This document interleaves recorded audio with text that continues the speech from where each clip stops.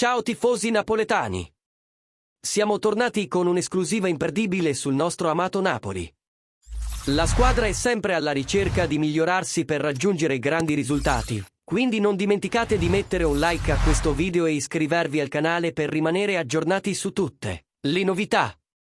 Ora, andiamo dritti al punto con una notizia che sta facendo discutere. Victor Osimhen ha solo un'offerta concreta, ma il suo sogno è la Premier League. Secondo quanto riportato dal portale Sport Mediaset, la situazione di Osimhen è in stallo. Per sbloccare il mercato in entrata, è necessaria la vendita del nostro bomber, ma al momento c'è solo un'offerta concreta che copre la clausola di rescissione di 130 milioni di euro, proveniente dall'Arabia Saudita. Tuttavia, il nigeriano ha espresso chiaramente il suo desiderio di giocare in Premier League, o in alternativa al PSG. In Inghilterra, il Chelsea sembra essere interessato a David De Lille, mentre l'Arsenal sta valutando altri obiettivi. Il Manchester United rimane in corsa, ma non intende pagare l'intera clausola di rescissione.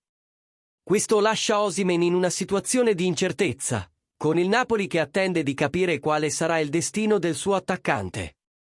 La decisione di Osimhen è cruciale per il futuro del Napoli, poiché la sua vendita potrebbe permettere di reinvestire in nuovi acquisti e rafforzare ulteriormente la squadra. Ma il tempo stringe e il mercato non aspetta. Tifosi, cosa ne pensate di questa situazione? Preferireste vedere Osimhen rimanere al Napoli o pensate che sia il momento giusto per lasciarlo andare e rinforzare la squadra con nuovi talenti? Lasciate i vostri commenti qui sotto, vogliamo sapere la vostra opinione. E non dimenticate di mettere un like a questo video, iscrivervi al canale e attivare la campanella per ricevere tutte le notifiche. Restate sintonizzati per ulteriori aggiornamenti e, come sempre, Forza Napoli!